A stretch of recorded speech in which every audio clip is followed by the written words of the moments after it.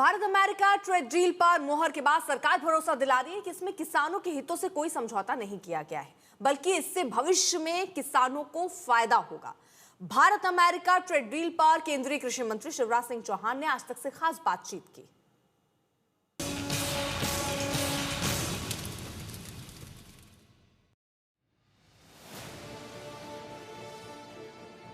नमस्कार, मैं हूं श्वेता सिंह। आप देख रहे हैं आज तक। यहां हम दिल्ली में मौजूद हैं, लेकिन किसानों के बीच बैठकर ऐसा लग रहा है जैसे कि एक छोटा सा गांव यहां पर बसा हुआ है। कृषि मंत्री हमारे साथ हैं। अलग अलग राज्यों से आए हुए किसान हैं। आप लोगों का बहुत बहुत स्वागत है। कृषि मंत्री जवाब आपके भी सवालों के देंगे और हमारे भी सवालों के देंगे। दरअसल बहुत सारे मुद्दों की वजह से आज किसानों के हितों के मुद्दे सर्वोपरि हैं, हमेशा रहते हैं। आज इसीलिए हैं क्योंकि जो अमेरिका के साथ डील हुआ है उसके बाद बहुत सारे राजनीतिक आरोप भी लग रहे हैं। बजट में जो आवंटन है वो बढ़ा है, पर वो किस रूप में किसानों के लिए जा रहा है और किस रूप में आगे आवश्यकता है उसकी भी बात है। अब एक और वीबी जीराम जी को लेकर भी बहुत सारी बातें हो जाती हैं, तो इन सारी चीजों को हम यहां पर कृषि मंत्री के सामने रखेंगे। शिवराज सिंह चौहान हमारे साथ हैं और हम एक एक करके उन सभी सवालों के जवाब लेंगे। सबसे पहले शिवराज जी, जो सवाल मैं पूछना चाहती हूं, जिसको लेकर एक के बाद एक आरोप आप पर लग रहे हैं। राहुल गांधी आप पर आरोप लगाते हुए कहते हैं कि बेच दिया है देश के किसानों को इस डील के जरिए। अखिलेश यादव कहते हैं कि देश के किसानों का के साथ धोखा हुआ है। कुछ किसानों के मोर्चे कहते हैं कि यूएस इंपीरियलिज्म के प्रेशर के सामने आप लोग सरेंडर कर चुके हैं। क्या किया है आप लोगों ने? क्या वाकई किसानों के हितों का नहीं सोचा? राहुल गांधी झूठ की दुकान, भ्रम की मशीन और अफवाहों का बाजार बन गए। एक के बाद एक झूठ बोले जा रहे हैं। एक बात के लिए मैं ऐसा झूठ हिम्मत के साथ बोलना, यह भी अपने आप में एक अनोखी बात है। लेकिन मैं आपके माध्यम से देश के किसानों को आश्वस्त करता हूं, मोदी जी के नेतृत्व में किसान हित पूरी तरह सुरक्षित। राष्ट्र प्रथम। लेकिन मैं तो विपक्ष से भी पूछना चाहता हूं, आप लोकतंत्र की धज्जियां उड़ा रहे हैं, मर्यादाओं को तार तार किया जा रहा है, वाणिज्य मंत्री को बोलने नहीं दिया जा रहा। विकसित भारत जीराम जी के समय मैंने पूरे अपोजिशन को ध्यान से सुना, आधी रात के बाद तक, और जब हम बोलने खड़े हुए तो बोलने नहीं देंगे। ये कौन सा लोकतंत्र है? लगातार झूठ बोलकर, भ्रम फैलाकर, अराजकता फैलाने की कोशिश है। ये मोदी जी के विरोध में इतने अंधे हो गए हैं कि देश का भी विरोध करने लगे हैं और देश की जनता ये देख रही है। शिवराज जी, दरअसल प्रधानमंत्री नरेंद्र मोदी ने यह कहा था जब टैरिफ्स की और ट्रेड डील की बात आ रही थी कि मुझे निजी तौर पर भी निशाने पर लिया जा सकता है, लेकिन मैं देश के किसानों का अहित नहीं होने दूंगा। और आज जब इस ट्रेड डील की बात आती है तो ये सवाल उठता है, क्योंकि वहां की भी जो कृषि सेक्रेटरी हैं उनकी तरफ से ये बात कही गई कि बड़ा अच्छा डील हुआ है। तो इसीलिए सब कहने लगे कि ऐसा तो नहीं कि भारत के बाजार भर जाएंगे उनकी कृषि उत्पादों से, जो अब तक हम बचाने की कोशिश कर रहे थे।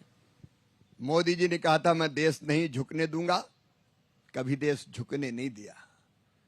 मोदी जी ने कहा था कितना भी नुकसान हो जाए लेकिन किसानों के हित पे आंच नहीं आने दूंगा, आंच नहीं आने दी। हमने मुख्य अनाज, डेयरी उत्पाद, हमारे प्रमुख फल, सबको सुरक्षित रखा है। ऐसा कोई बाजार नहीं खुल रहा जिसमें हमारे किसानों का अहित हो, नुकसान हो। उल्टे मैं ये कहना चाहता हूं, टैरिफ घटने से अब हम चावल का निर्यात करते हैं, चावल के भंडार भरे हैं, चावल का सबसे बड़ा उत्पादक देश है भारत। 63,000 करोड़ रुपए का चावल पिछले साल हमने निर्यात किया। अब टैरिफ घटने से हमारा बासमती हो, बाकी चावल हो, उसको नया बाजार मिलेगा, हमारे मसाले निर्यात होंगे, टेक्सटाइल का निर्यात बढ़ेगा तो किसानों को ही फायदा है, कपास उत्पादक किसानों को फायदा होगा। अब कोई देश ये थोड़ी कहेगा कि हमें घाटा हुआ है, वो अगर कहेंगे तो उनकी बात कहेंगे, लेकिन मैं फिर कह रहा हूं, जिम्मेदारी से कह रहा हूं, भारत का कृषि मंत्री कह रहा है प्रधानमंत्री जी को धन्यवाद, किसानों के हित पूरी तरह से सुरक्षित रखे गए। क्या जो इंपोर्ट है उसके बढ़ने से, चाहे हम यूरोपियन डील की बात कर लें या अमेरिकी डील की बात कर लें, इसके बावजूद आप आश्वासन दे सकते हैं और दे रहे हैं देश के किसानों को कि किसी भी कीमत पे अहित ऐसा नहीं हो सकता इस डील के जरिए, जिसमें उनके भी सामानों को छूट मिलेगी, हमारे भी सामानों को राहत रहेगी? मैंने फिर कहा कि पूरी तरह से किसानों के हित सुरक्षित है। हाँ, कुछ चीजें हमें मंगानी पड़ती है अपनी जरूरत के लिए। अगर दालों का उत्पादन इतना नहीं होता कि हम अपनी जरूरत पूरी कर सकें तो हम दाल मंगाते हैं, हम कोशिश कर रहे हैं कि दालों में भी आत्मनिर्भर हो जाएं। तिलहन का उत्पादन इतना नहीं होता हमारे यहाँ कि हम तेल की जरूरत पूरी कर पाए, तो कुछ तिलहन आयात करते हैं। कुछ फल ऐसे हैं कि जिनकी हमारे देश को जरूरत पड़ती है। हम लगातार कोशिश कर रहे हैं कि इनका उत्पादन बढ़ा के भी हम आत्मनिर्भर हो जाएं, लेकिन जिन चीजों की हमें जरूरत पड़ती है वो हमको बुलानी पड़ती है। आपको पता है कि अभी भी अमेरिका हो चाहे हमारे दुनिया के बाकी देश हो, कई चीजें हमारे देश में आती है, लेकिन हमारे देश से निर्यात भी होता है, और इसलिए किसानों को कोई नुकसान का सवाल ही पैदा नहीं होता। जो हमारे जरूरत की चीजें हैं, जो हमारे यहाँ नहीं है, कम है, वो हमको मंगानी पड़ती है। इसमें कौन सी बड़ी बात है? दुनिया चलती है तो इसी तरीके से चलती है। लेकिन मैं फिर कहूंगा कि किसान हितों के साथ कोई समझौता नहीं किया गया, वो सुरक्षित रखे गए। शिवराज जी ने अभी अभी कहा कि मुझे बोलने नहीं दिया जब वीबी जी राम जी की बात हो रही थी, जब जवाब देने की बारी आई तो मुझे सुना नहीं। यह आरोप तो विपक्ष लगाता है आप पर कि आप लोग बोलने नहीं देते हैं, माइक डाउन हो जाता है बार बार राहुल गांधी का। माइक डाउन नहीं होता, उनका पारा डाउन हो जाता है। हमने अपोजिशन को रात के 2 बजे तक सुना और मैंने कहा एक एक चीज का उत्तर दूंगा, लेकिन बोलने नहीं दिया। लेकिन मैं, ये अलग है कि मैं शोर शराबे में, हल्ला गुल्ले में बोला। आज भी पीयूष गोयल जी हल्ला गुल्ला में ही उन्होंने डील के बारे में संसद में वक्तव्य दिया। अब ये स्वस्थ परंपरा नहीं है। हम तो आपके सवालों का जवाब दे रहे थे। आप अगर ऐसी चीज बोलो कि जो नियम और प्रक्रिया के अनुकूल नहीं है, तो वो तो फिर अध्यक्ष रोकते हैं, उसमें क्या दिक्कत है? संसद चलता तो नियम और प्रक्रिया के तहत चलता है। पर 8 को निलंबित भी कर दिया गया है सांसदों को। नहीं तो आप संसद को मजाक बनाएंगे तो नियम और प्रक्रिया के अंतर्गत कार्रवाइयां होती है। चलिए हम बजट की बात करते हैं अब। कृषि को लेकर आवंटन बढ़ा, लेकिन क्या उत्साह भी बढ़ाता है ये आवंटन आपका? बिल्कुल उत्साह भी बढ़ा है। एक तो किसान भाइयों में ये कहना चाहता हूं, सारी योजनाएं हमारी, प्रधानमंत्री किसान सम्मान निधि जारी, उसके लिए बजट में प्रावधान है। किसानों को कम ब्याज पर केसीसी पर, किसान क्रेडिट कार्ड पर जो संस्थागत लोन है वो लगातार बढ़ाने का काम हुआ है। आपको मैं बताना चाहता हूं कि संस्थागत ऋण बढ़ के 25 लाख करोड़ रुपया से ज्यादा हो गया है, जो कि पहले कई बार साहूकारों से लेना पड़ता था। और जो हमारे छोटे लघु और सीमांत किसान हैं, उनमें से पहले तो कांग्रेस के जमाने में आधे भी इस ऋण की सीमा में नहीं थे, अब 75% से ज्यादा हो गए हैं। फर्टिलाइजर सब्सिडी जो हमारे किसान भाइयों को सीधे मिलती है, 1,70,000 करोड़ रुपए का प्रावधान उसके लिए किया गया है। हमारे प्रधानमंत्री फसल बीमा योजना के अंतर्गत 1,91,000 करोड़ रुपए से ज्यादा के क्लेम किसानों को मिल चुके हैं, उसके लिए पर्याप्त प्रावधान किया गया है। किसानों की तरफ से जो अतिरिक्त ब्याज के रूप में राशि देनी पड़ती है, उसके लिए प्रावधान किया है। कृषि विकास योजना के लिए, RKVY के लिए, कृषि उन्नति योजना के लिए, मैकेनाइजेशन के लिए, फल फूल और सब्जियों का उत्पादन बढ़ाने के लिए, हमारी बाकी जितनी योजनाएं, चाहे प्राकृतिक खेती हो, जैविक खेती हो, दलहन मिशन हो, तिलहन मिशन हो, सबके लिए बजट में पर्याप्त प्रावधान किया गया है। और उसके साथ न केवल पर्याप्त प्रावधान किया, बल्कि कृषि उन्नति जैसी योजना में तो बजट को पर्याप्त मात्रा में बढ़ाने का काम भी सरकार ने किया है। रिसर्च और शोध के लिए भी 10,000 करोड़ रुपए से ज्यादा रखे गए हैं। तो जो पिछले साल तक घोषित योजनाएं हैं उनके लिए पर्याप्त प्रावधान किया गया है। यहां तक कि एमएसपी पे खरीदी के लिए प्रावधान किया है। पीएम आशा के तहत जो दलहन है, मसूर, उड़द, तुअर 100% सरकार खरीदने का काम करेगी। हमने ऐसे प्रावधान भी किए कि मानिए टमाटर, आलू, प्याज गांव में सस्ता बिक रहा है, दिल्ली में दाम अच्छे मिल रहे हैं, और किसान अगर वहां राज्य सरकार के माध्यम से, उनकी किसी संस्था के माध्यम से इनको लाके यहां बेचेगा, दिल्ली में, मुंबई में, कोलकाता में, तो ट्रांसपोर्टेशन का खर्चा किसान नहीं देगा, केंद्र सरकार देने का काम करेगी। हमने भावांतर भुगतान जैसी योजना के लिए भी प्रावधान रखा है कि अगर रेट ठीक नहीं मिल रहा और सरकार सीधे नहीं खरीद रही तो भाव का अंतर भी राज्य सरकार अगर चाहे तो सीधे खरीदे, या भाव का अंतर जो है, मतलब मिनिमम सपोर्ट प्राइस और जो मॉडल रेट है उसमें जितना अंतर होगा उस अंतर को भी सरकार किसान के खाते में डालेगी। तो पर्याप्त प्रावधान इस बजट में किया गया है। इसके साथ ही हमारी वो फसलें जो अब तक अनदेखी थी, दक्षिण भारत में नारियल बहुत होता है, नारियल के कई बाग बहुत पुराने हो गए, उनको बदलने की जरूरत है। तो नारियल के लिए, नारियल के संवर्धन के लिए एक नई योजना लाई जा रही है। नारियल हो, काजू हो, कोको हो, काफी हो, यहां तक कि चंदन की लकड़ी के लिए भी, सैंडलवुड के लिए और अगर की लकड़ी के लिए भी प्रावधान किया गया। मतलब डाइवर्सिफिकेशन की भी कई संभावनाओं को खोलने का काम किया गया है।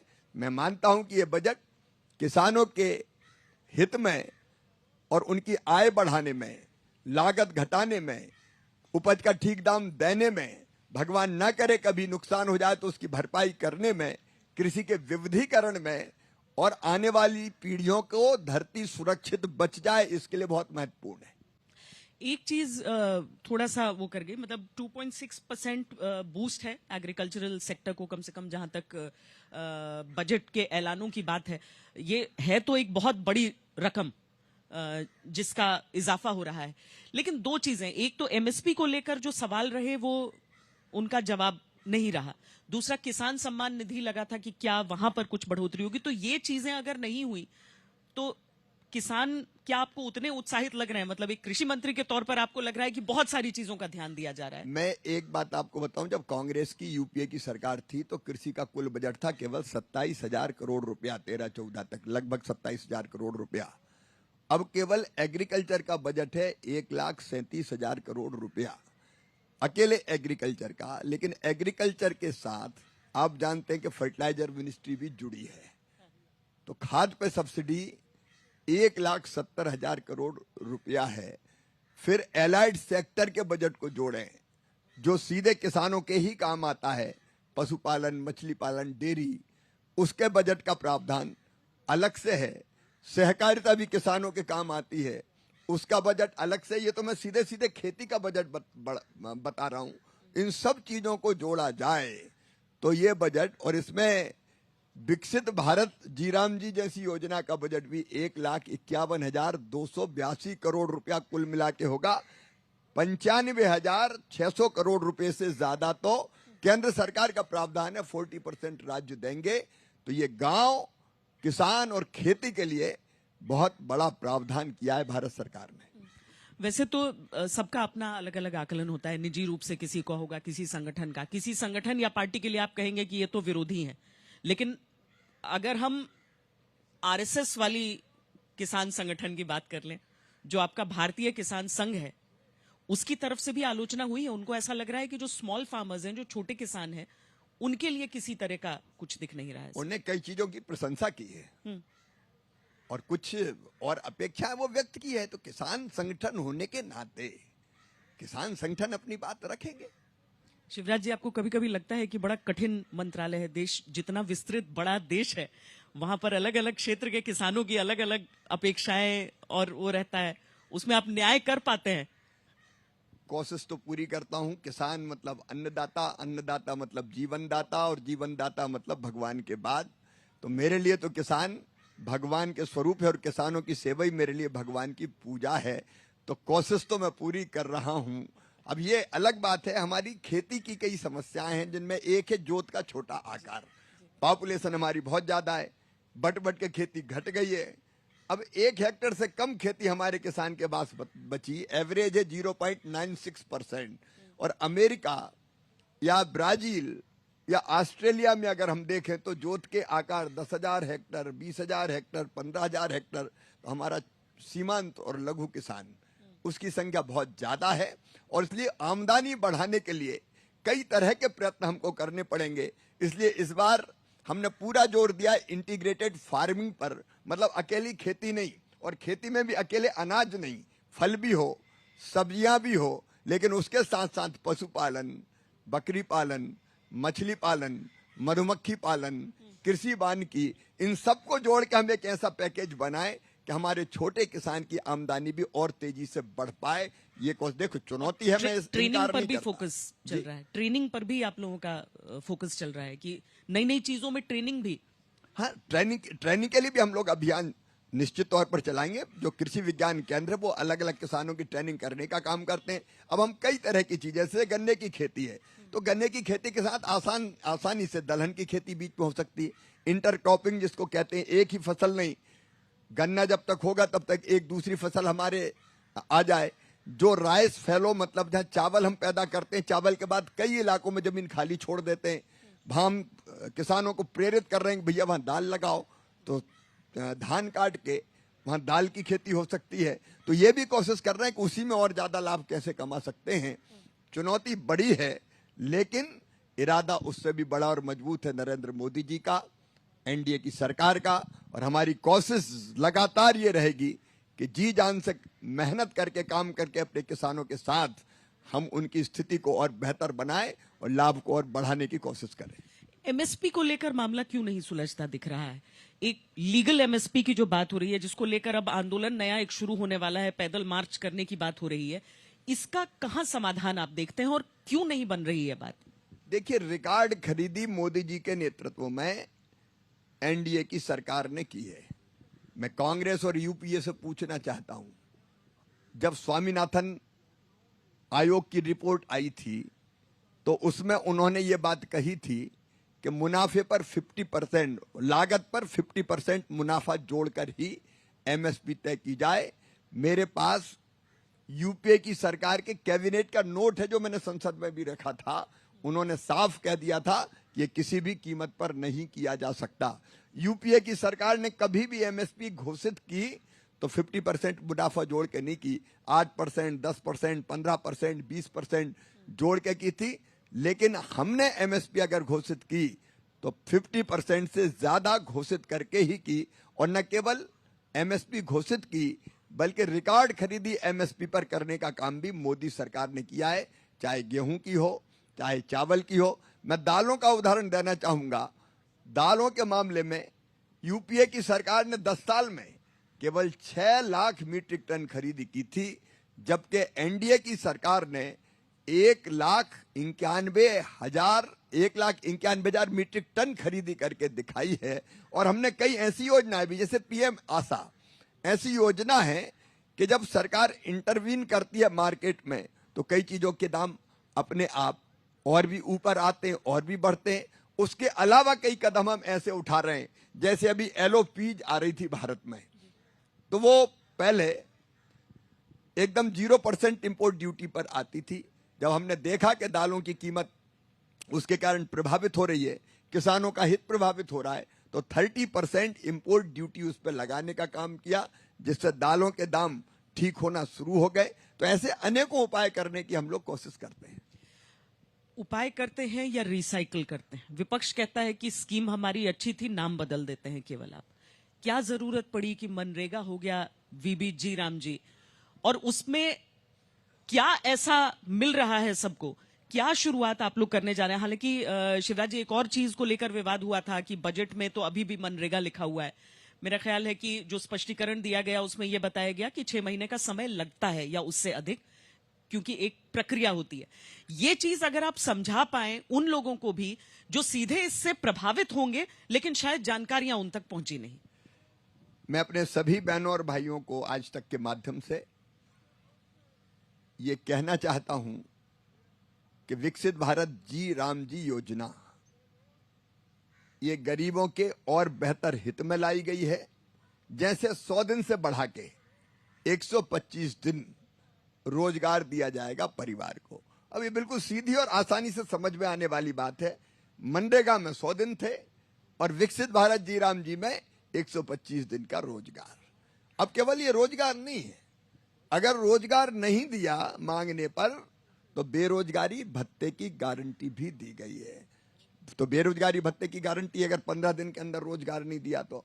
तीसरी चीज एक और की है जो हमने महसूस किया था कि मजदूरों को कई बार मजदूरी मिलने में विलंब होता है, तो जब विलंबित मजदूरी होती है तो उसको दिक्कत होती है।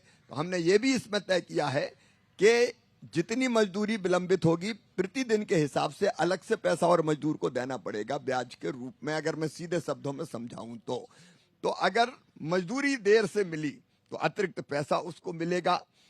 फिर एक बड़ी बात ये थी, मैं यहाँ किसान भाई भी बैठे हैं, मेरी दीदी भी बैठी, बहनें भी बैठी हैं। देखो इतनी विशाल धनराशि है, आप जरा सोच के देखिए। पिछले साल तक प्रावधान था 86,000 करोड़ रुपया, जो बढ़ के लगभग 1 लाख करोड़ के आसपास चला जाता है। बजट में होता है, फिर और अगर काम मांग लिया तो थोड़ा पैसा और बढ़ाना पड़ता है। लेकिन इसमें काम क्या होता था? काम ये होता था कि यहाँ की मट्टी खोदी वहां डाल दी, वहां की मट्टी खोदी यहाँ डाल दी। जांच की श्वेता जी तो ऐसे हैरत अंग्रेज कारनामे सामने आए कि एक ही सड़क 4-4 बार बन गई और पैसा निकाल लिया। मजदूरों का काम मशीनें कर रही है। तो इस बार नहर की सफाई के नाम पे पैसा निकाल लिया, सड़क की सफाई के नाम पे पैसा निकाल लिया। गांव में अगर इतनी विशाल धनराशि जा रही तो बताओ विकास के काम में लगनी चाहिए कि नहीं? और इसलिए इस बार ये सोचा, जितनी भी कमियां हमने देखी, आपको पता है कि 11 लाख शिकायतें मनरेगा के लोगों ने की थी गांव से कि पैसे का कोई काम ही नहीं हुआ, फालतू पैसा चला गया। और उनकी जांच कराई तो उनमें से कई सही पाई गई। और तब सोचने पर हम विवश हुए, क्या इसी रूप में इसको चलाएं या इतनी बड़ी धनराशि का उपयोग गांव के विकास में होना चाहिए? भाई मजदूर को काम मिले ये सुनिश्चित करना चाहिए नंबर 1, लेकिन उस पैसे का गांव को तो फायदा मिले। और इसलिए इसमें तय किया है कि विकसित ग्राम पंचायत का प्लान बनेगा। और विकसित ग्राम पंचायत का प्लान कौन बनाएगा? गांव के लोग मिलकर बनाएंगे कि हमारे गांव में काम कौन सा होगा, वो काम आप तय करोगे। पंचायत भवन बनेगा, आंगनबाड़ी भवन बनेगा, सड़क बनेगी, नाली बनेगी, पुल पुलिया बनेगा, स्कूल बनेगा, गांव की सड़क बनेगी या खेत की सड़क बनेगी। आपको खेत सड़क बनाना, खेत सड़क बनाओ। तालाब खुदेगा कि पानी के संरक्षण का काम होगा कि दीदियों को अगर जरूरत है गांव में ट्रेनिंग के लिए किसी शेड की, तो वो भी आप इससे बना सकते हैं। तो निर्णय कौन करेगा? ये गांव की पंचायत ग्राम पंचायत और ग्राम सभा तय करेगी कि भाई विकसित भारत जी राम जी में हमारा इतना पैसा उसका फलाना काम करेंगे। अब ये होना चाहिए कि नहीं होना चाहिए? राज्य सरकार क्यों तय करे? दिल्ली से क्यों तय हो, या चंडीगढ़ से क्यों तय हो, या जयपुर से क्यों तय हो, या भोपाल से क्यों तय हो?